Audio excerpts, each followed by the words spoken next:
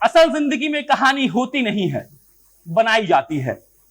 Cricket खेलते हुए एक बार बहुत तेज गेंद लग गई तो कई लोग डर के मारे खेलना बंद कर देते हैं। एक बार 12वीं की परीक्षा में फेल हो गए तो सीधा फंदे से लटक गए। सोचकर देखिए कि लोकसभा चुनाव में मोदी लहर होने के बाद कोई 2.5 लाख से चुनाव हार कर दोबारा राजनीति के मैदान में उतरने की हिम्मत कर सकता है। मोदी लहर ने पिछले 2 आम चुनाव में बड़े बड़े नेताओं का करियर खत्म कर दिया, लेकिन मुकेश सहनी की हिमाकत देखिए। इस शख्स ने उसी मोदी के एनडीए की झोली में बिहार की सरकार डाल दी। लोग बिहार विधानसभा चुनाव की जीत का पूरा श्रेय नरेंद्र मोदी को देते हैं, लेकिन बंगाल में चुप हो जाते हैं। दरअसल शायद बंगाल में कोई ऐसा उभरता हुआ सितारा मोदी जी को नहीं मिला जिसमें कोई और तबका अपना भविष्य देखता हो। नमस्कार, मेरा नाम प्रशांत राय है। सप्ताह का आखिरी दिन और आज व्यक्ति विशेष में कहानी मुकेश सहनी की, जो लेखनबाजी के ऋत्विज ने हमारे लिए लिखकर भेजा है। आज बिहार में मल्लाह समुदाय मुकेश को अपना बेटा, नाती, पोता और यहां तक कि मुख्यमंत्री मानता है। एक दौर था जब 2013 में अपने समुदाय से जुड़ी मांगों को लेकर ये आदमी 7 दिन तक पटना में अनशन पर बैठा हुआ था, लेकिन राज्य सरकार से जुड़ा कोई जिम्मेदार आदमी उनकी ओर झांकने भी नहीं गया। वो तो भला हो उपेंद्र कुशवाहा का, जो शिक्षा राज्य मंत्री होते हुए दिल्ली से आए और इनका अनशन तुड़वाकर जान बचाई, वरना सहनी साहब प्रतिष्ठा में प्राण गंवाने ही वाले थे। आज भी मुकेश उपेंद्र बाबू के शुक्रगुजार हैं। ऐसा नहीं है कि पैदा होते ही किसी ने मुकेश सहनी को चांदी के चम्मच में खाना खिलाना शुरू कर दिया और कहा कि ये पूरी संपत्ति तुम्हारी है। 18 साल की उम्र में दोस्त के कहने पर यह आदमी घर से भाग गया, बिना ये तय किए कि जाना कहां है, बंबई या दिल्ली। जो ट्रेन पहले मिल गई बैठकर चल दिए। गांव के कुछ लोग बंबई में पहले से रहते थे और उनके यहां कुछ दिन गुजारने के बाद सहनी ने मजदूरी शुरू कर दी। उन्हें एहसास था कि बहुत दिनों तक बिठाकर कोई खाना नहीं खिलाता है, मजदूरी करोगे तो पेट भरेगा। नोवेल्टी जनरल स्टोर में मुंबई में 900 रुपए प्रति माह पर काम शुरू किया। बगल में फोटो फ्रेम की दुकान थी, जहां दुकानदार अक्सर मुंबई दर्शन में लगा रहता था।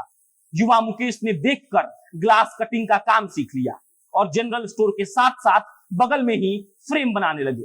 घुमक्कर दुकानदार बदले में मुकेश को बढ़िया नाश्ता खिलाया करता था। घर से बगैर किसी हुनर का भागा हुआ लड़का अब बेहतरीन तरीके से ग्लास काट सकता था। भव्य फिल्मों के सेट के लिए मशहूर भंसाली ने नितिन देसाई को देवदास के सेट के निर्माण का जिम्मा दिया और देसाई जी मजदूरों की भर्ती के लिए मुंबई भर में खोज करने लगे। जिस फिल्म सिटी के गेट पर से 2 टके का मजदूर समझकर गार्ड ने मुकेश सहनी को भगा दिया था, मुकेश 500 रुपए प्रतिदिन की तनख्वाह पर उसी फिल्म सिटी में काम करने के लिए तैयार थे। मजदूरी भी इतनी शिद्दत से की कि पहले नितिन और फिर भंसाली उन्हें उनके नाम से बुलाने लगे। क्या आपने किसी राजनेता को यह बोलते हुए सुना है कि बड़ी फिल्मों के सेट पर जब बाद में उन्हें ग्लास, पेंट इत्यादि की खरीद के कॉन्ट्रैक्ट मिलने लगे तो बाहर से खरीद कर वो थोड़ा अपना प्रॉफिट जोड़ देते थे और बिल दे दिया करते थे? करते सब है, लेकिन कोई बोलता नहीं है। पुराने दौर के प्रति बरती गई यही ईमानदारी मुकेश को नेताओं के झुंड से अलग करती है। वो बड़े बड़े पत्रकारों से ऐसे बात करते हैं जैसे ये वही शख्स है जिसके साथ वो 18 वर्ष की उम्र में भाग गए थे। मुकेश का यही अंदाज उन्हें युवाओं में खासा लोकप्रिय बना रहा है।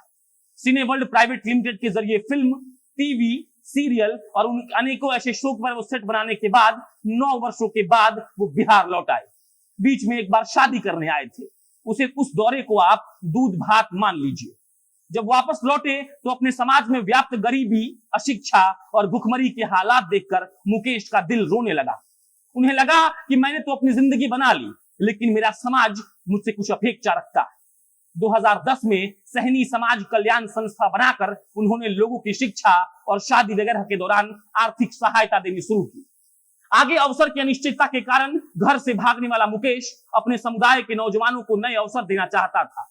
जिस तरह पुष्पम प्रिया चौधरी के एक्सेल साइज विज्ञापनों से बिहार को एहसास हुआ था कि चुनाव आने वाले हैं, कुछ वैसे ही विज्ञापन 2013 में मुकेश के भी अखबारों में आने शुरू हुए थे।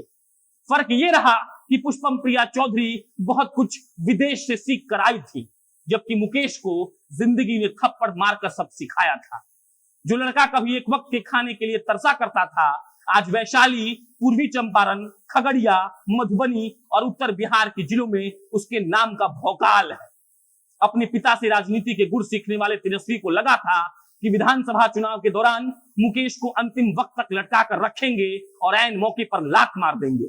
इस आदमी ने भरी प्रेस कॉन्फ्रेंस में राजद की पगड़ी उछाल दी।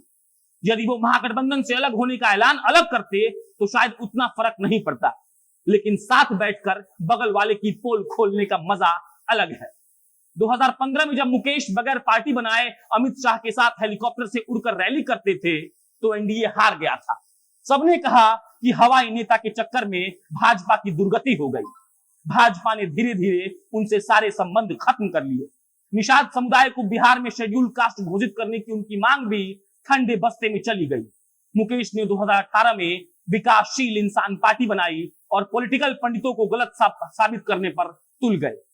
2019 का चुनाव बुरी तरह हारे, लेकिन 2020 में अमित शाह ने उन्हें खुद दिल्ली बुलाकर मुलाकात की और भाजपा ने अपने हिस्से की सीटें मुकेश की झोली में डाल दी। 11 विधानसभा सीट और 1 एमएलसी का पद, ये उन पॉलिटिकल पंडितों के मुंह पर करारा तमाचा था जो 2015 की हार के लिए मुकेश को जिम्मेदार बताते थे। उस दौर में छोटे बच्चे को भी पता था कि बगैर किसी स्टेट लीडरशिप के भाजपा महागठबंधन को कभी नहीं हरा सकती। आज मुकेश नीतीश कुमार के मंत्रिमंडल में सबसे शक्तिशाली मंत्रियों में शुमार हैं और राजद वाले उनको नए नए ऑफर रोज देते रहते हैं। मुकेश ने धोखा खाया है तो उधर का छाछ भी फूंक फूंक कर पीते हैं। मुकेश की ख्वाहिश है कि उनकी जीवनी पर एक फिल्म बने।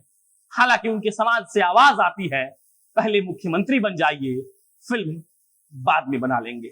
आप जनता जंक्शन का विशेष कार्यक्रम व्यक्ति विशेष देख रहे थे, जो हमारे लिए लेकर भाजी के कुमार ऋत्विज ने लिखकर भेजा था। आपको वीडियो कैसा लगा हमें कमेंट बॉक्स पर लिखकर बताइएगा। बाकी अगले सप्ताह व्यक्ति विशेष में किसी और राजनेता की, किसी और अभिनेता की, बिहार के किसी ऐसे शख्सियत की कहानी सुनाएंगे। बहुत बहुत शुक्रिया।